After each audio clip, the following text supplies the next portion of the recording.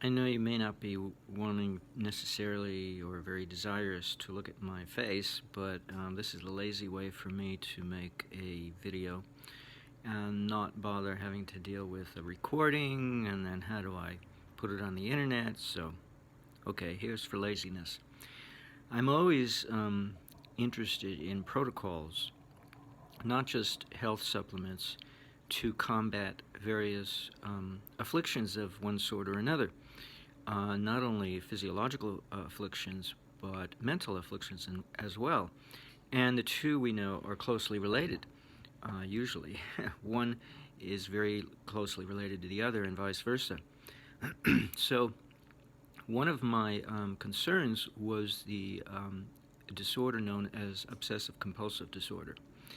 And to me, it fuels a lot of different other illnesses that are not causative illnesses. They are reactant illnesses resulting from some other cause. For instance, I'm thinking of mania, the result of maintaining an obsession without ever getting a chance sorry one of these days I'll figure out how to deal with my cough, without ever getting a chance to take a break.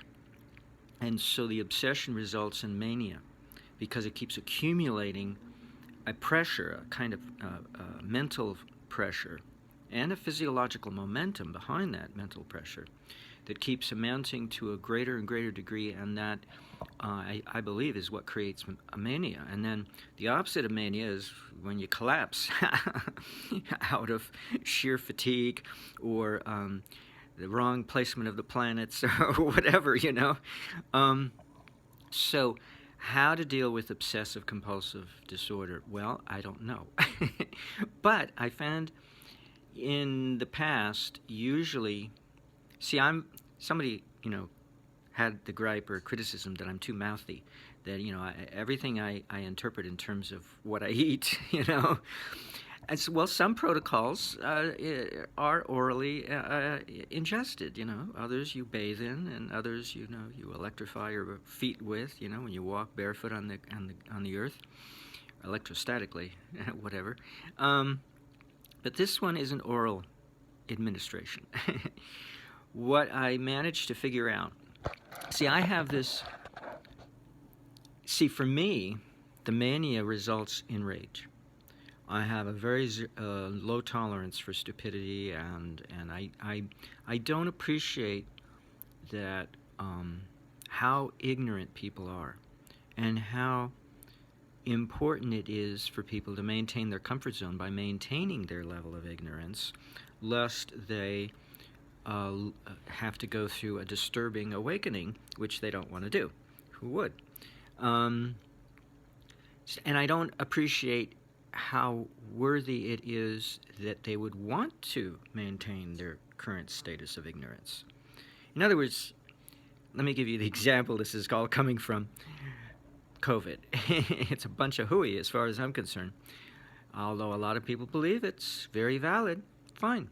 But, we don't have to abuse the law in order to placate our paranoia or fear over a germ or a virus. And that's what we're doing. We are literally violating the Constitution and all kinds of laws, and we don't give a damn.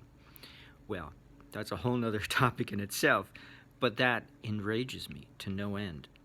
And from time to time, I blow up. I can't take it anymore. Oh, there's this movie where this famous line from the 70s, everybody sticks their head out the window and they want to emulate what this actor on a TV,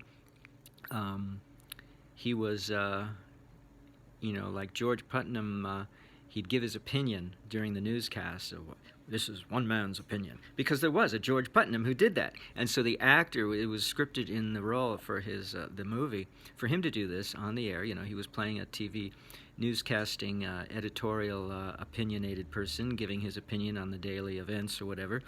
And so he exclaimed, that I'm fed up or whatever, and I can't take it anymore. Something to that effect. He might have used a little bit more heavy-duty slang words, but or cuss words, but be that as it may, it started a movement, and everybody in the movie, not in real life, hopefully, and everybody started sticking their head out the window and screaming, "I'm so angry and I can't take it anymore. So that's what happens to me when I have to go around and wear a mask and the mask is flopping all over the place and say, can you please move the mask up to over? No, I don't want to, is what I really want to say. One night I really did get angry, and I don't want to get into the details. I was furious. I was screaming. I was throwing things, And this is in front of the store manager, mind you, the supermarket manager, supervisor, whatever. Well, so I thought to myself, what can I do about this? You're not going to change the world. The world's going to keep like a bunch of lemmings, and they're just going to keep going along, violating the law and the Constitution, a whole bunch of jurisdictional matters. So how do I cope? How am I going to cope without blowing fuses all the time and ending up in an insane asylum? Oh, Vinny went nuts. We don't know, he just snapped. Yeah, I'll say. I don't want to describe you what I was thinking of doing when I was in that rage moment. I had all kinds of options available, and they were not good. None of them were. So I've been trying to think of solutions, calming down as the days progressed. It took several days.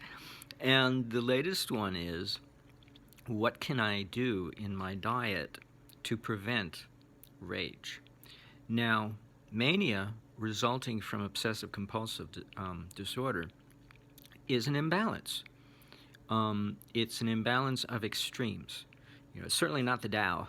You're not going down the middle path of the Buddhist, It's more like, well, let's see, I'll hop onto that extreme, and then I'll flip over to the other extreme, and then back and forth, I'll oscillate like a yo-yo, and before you know it, I'll be split in the middle down into two parts, and you'll see me scattered all over the pavement. I mean, that's what mental breakdown amounts to. And as Charlie Lutz would love to say, and I love to quote him whenever I can, first, your mind breaks down, and then your body follows.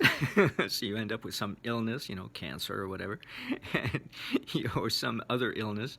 And so, well, let's see. So I thought if I could prevent this by incorporating a new routine into my daily routine to try to help prevent rage and intolerance, I'll be much better off. So I came up, I'm an intuitive guy, but if I don't put my attention on the problem, and if I'm not motivated to demand an answer from my inner being, I won't. It's not just come knock on my door and say, "Yoo-hoo, Vinny, we have a solution for tomorrow's problem." No, it doesn't work that way, or else we wouldn't be alive. The whole point is we make some effort, right? Heaven is where you go, where you don't have to make an effort because you're not gaining, you're not learning anything, you're not evolving, you're just enjoying life, or you're in hell and not enjoying it. But it's only on Earth we get to change things by creating new karma. We get to evolve, either or make matters worse, as the case may be, by error or design. So, as I was laying there in bed, thinking of and so that's the benefit of intuition is you foresee your future. If you're going to continue along in the way you've been recently, then you're going to end up in insane asylum. Oh, I don't want to do that. What can I do to prevent that? So I thought of a little recipe, and I make sure I have it now at the end of every meal and first thing in the morning as a kind of a breakfast. It's not really amounts to anything in terms of calories, and so what I did this morning before I went out to work, when I got out of bed, was I had this little recipe, and then I followed it up with a few little sweets, but I didn't really eat much because I wasn't hungry. I just needed something to chase it down because it's weird stuff. Let me I can tell you right up front, this is not your normal recipe of Fruit Loops and milk. Nope, I don't think so. What it is a sweet and tart juice, or something similar, a fruit juice, as the base to wet into a pudding-like consistency, food-grade diatomaceous earth. You heard me correctly. Mud. But it's a very special kind of mud.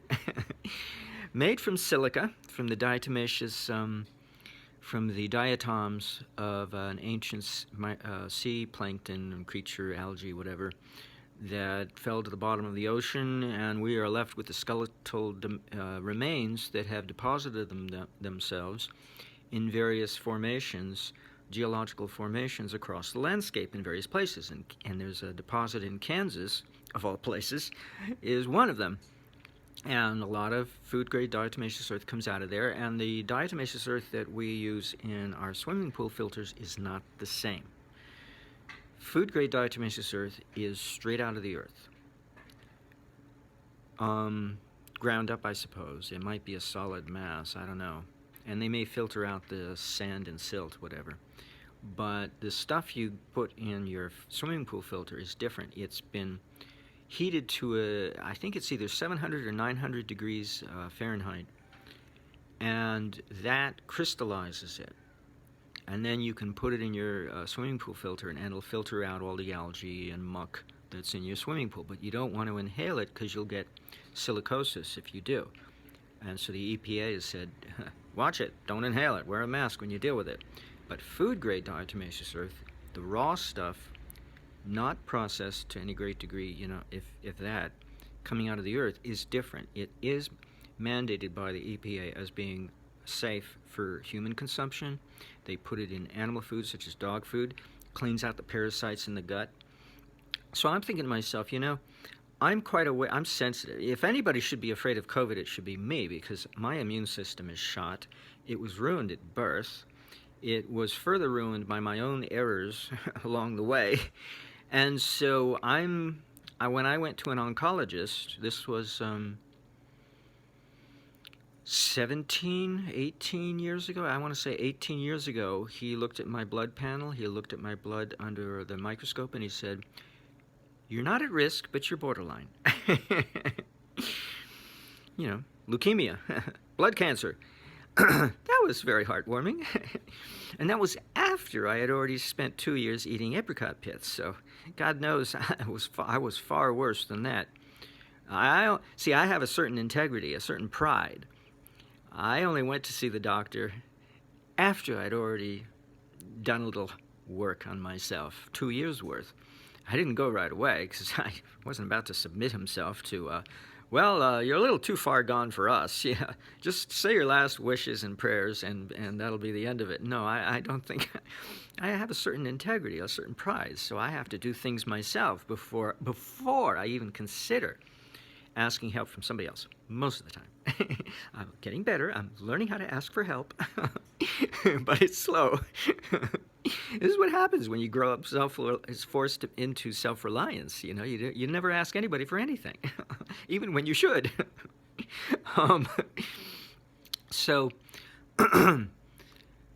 But I am doing better because of all the things I've learned. And I try to make a point to gain experience for doing these things, and then I only do them when I need to. I don't make a habit of doing anything. I would rather not. I just get up in the morning and, okay, now, today, what do I do, you know? I don't have a routine I follow. But in the beginning I do, because I want to familiarize myself with the various sensations involved and the inner perceptions of what is this thing doing to me on all levels, mental, physical, emotional, everything, spiritual, very important. Because as a meditator, as a yogi, I cannot afford to create new karma worse than the karma I'm trying to fix. Nope. There are a lot of protocols out there that do just that. They give you a new problem to replace your previous one, and you may not like the new one, or you may not care. You may be so insensitive you couldn't give a shit. So why are you bothering? I don't know, something to throw my money away to. No, I can't afford to. I have to do everything myself, self-reliant. Has to be cost-effective, out of my own pocket. Nobody else pays for it but me. And so I have to make sure I'm not incurring any additional cost besides the monetary one, and the time and the expense, and the risk I take of maybe hurting myself trying out something new, as to the additional cost of karma.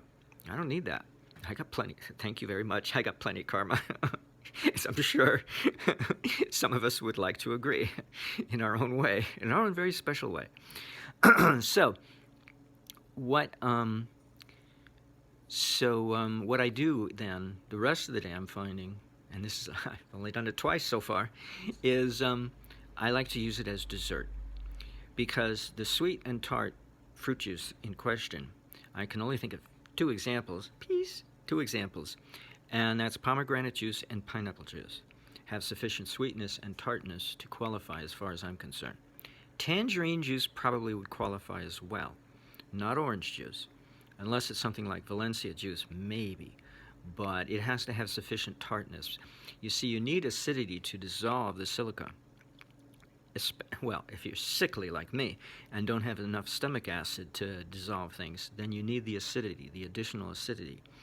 And that's why I always keep lemons on hand, because sometimes I may have to squeeze a lemon in my mouth because I need the acidity, because I lack stomach acid. And it's very easy to get sick because stomach acid is our first defense. It literally kills germs, or else weakens them. But if you don't have enough stomach acidity, you can get sick from eating food that everybody else is eating and not getting sick from. You know, like a plain old salad. I've gotten sick from salad a few times. Let me tell you, nobody else does but me. Especially when I first had, 18 years ago, when I gave myself accidental antifreeze poisoning. It killed off my cats, and it gave me all kinds of nightmarish health problems that I've had to live with ever since then, like constant constipation. Say that a few times quickly.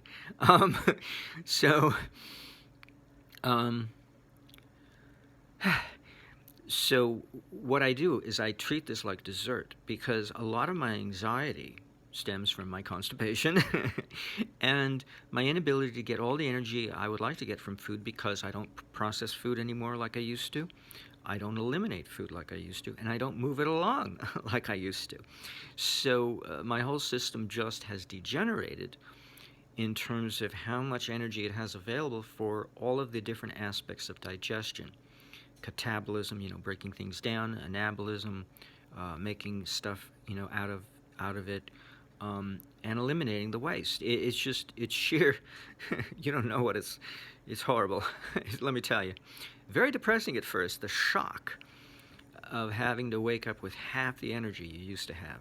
And I'm generalizing here. It's less than half, but and I used to be pride myself on all the energy I had becoming a vegetarian. Not good enough anymore. When you walk through a nuclear reactor, it is equivalent to antifreeze poisoning. And yet very often it's misdiagnosed as type 2 late onset adult diabetes. And so they give you insulin because that's the best they're allowed to do. That's the best they are allowed to do. And all insulin is doing is jacking you up like coffee, It's not fixing anything. So I try to fix things, because tomorrow I want to be better than today, and next month better than this month. So, and next year I don't want to die in the same state of misery that I am presently. I want to be a little healthier. I want to regenerate, get healthy. So what I'm finding then is my increased sensitivity to germs, and this is the problem with antifreeze poisoning, is your immune system gets so shot, you become more sensitive than everybody else. I notice the germs in the air, especially when the air is humid at lower elevations. When you go up to higher elevations, like 2,000 feet or more, the air is nice and dry and free of germs and free of dust and smog. But it depends. So where I'm talking about a section of the country that's pretty much free of smog in the first place. But you go to some place like Los Angeles, and you got to wait till you're 6,000 feet or above before you can get above the smog layer. Because Lake Arrowhead, is literally, in the summertime, still within the domain of the smog that blankets San Bernardino. You have to go up to Big Bear to avoid the smog.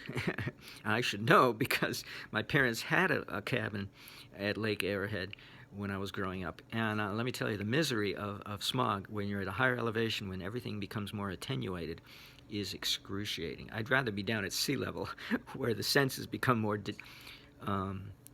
insensitive to not notice how excruciating smog can be. Anywho, so what I'm noticing is that because of all these germs, I can actually get sick. I actually got sick going to the beach. I don't live near the beach. I'm like 40 miles away. But when I went to the beach to do something, I can't remember what it was, I literally got sick by the time I got home. I had to take silver, you know. It's like, what the hell is going on here? Borax is another good thing. Borax and silver, great pathological killers between the two of them. But there has to be some way to prevent, you know. I mean, I don't like particularly to take borax. I wait until as a last resort to take it. Silver, I don't notice it because I put in so little in all my beverages by putting a silver coil at the bottom of all my beverage jars, containers, glasses, mugs. It puts out a small amount of silver ions, little coils of silver wire, pure 4-9 is fine, 99.99% fine silver wire used for electrodes, replaces the silver electrodes in colloidal silver generators. But that's not a whole lot of silver, and that's good. I don't want to overdo it. But what else can I do? Because there are all kinds of pathological microorganisms. Parasites, for one, can literally be carried on the air because they are really small. I remember taking a botany class, and we literally took water, I think, from the ocean. I'm not sure where we got it from. We might have gotten it from a creek somewhere. And we put it under the microscope, and the amount of zoological microplankton in there is phenomenal. You look at it and you see tiny little shrimp, fish, eels, worms, you name it, whatever you know is in the ocean, it's there in microscopic size format as well. Just smaller versions of the same thing. And it's amazing, the variety and the density of the population. It's anyway, shocking. So you imagine inhaling all this, and then our phlegm, the peristalsis of our lungs, brings it up, we swallow it, and now we've ingested it into our tummy, whether or not we can handle it. It gets into our sinuses, you know, it gets eyes, ears, every orifice imaginable, skin, and then we got to deal with it. And so shouldn't be any surprise I got sick. I just didn't know it was that bad.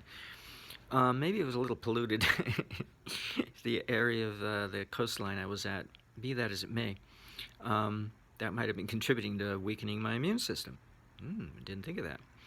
So, what can I do as a daily ritual or per meal? So now I'm taking algae oil for DHA to help, you know, regenerate my nerves and prevent them from deteriorating, along with seaweed at the end of every meal. And so now I also take this little dessert I make out of pomegranate juice and a slurry made of pomegranate juice and food-grade diatomaceous earth. And you don't have to take much, and you won't want to, but it does the job. And then I got to chase it down with a little more pomegranate juice, because and a little coconut yogurt, because it's a little disgusting, you know. But, you know, sometimes we have to take things, not as bad as castor oil, I'm sure. Not that I've tried castor oil, I can't say from experience, but all the movies say, ooh, it's horrible. I'm sure it's a lot easier. And it's really painless, so it's a good deal. You don't have to chew it. There's nothing to chew. You just swallow it and wash it down with some liquid. So that's what I got to say, and I'm looking forward to a little less mania, a little bit less rage. I don't expect all of it to be taken care of because, you know, all of it's coming from the mind. Yet I don't want the body exacerbating it. That's the issue. I don't want the body contributing by making matters worse than they already are. And then maybe my mind will be in a better position to get the point, the hint, and go, you know, maybe I should pull back and relax a little and go easy on my fellow man, you know, and woman, because I'm being a little too harsh on them. But it doesn't help when your body's aggravating you, pushing you, to push, you know, go further and further. It doesn't help. So that's what I have to say about that.